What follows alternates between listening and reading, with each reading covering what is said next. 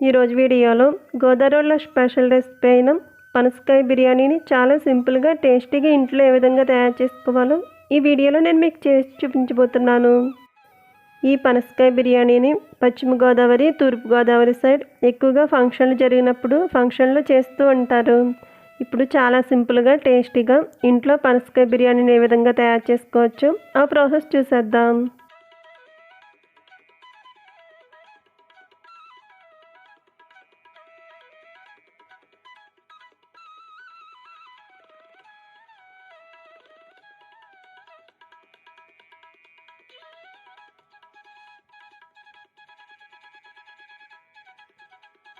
చాలా టేస్టీగా పనసకాయ బిర్యానీని ఇంట్లో ఈజీగా తయారు చేసుకోవచ్చు.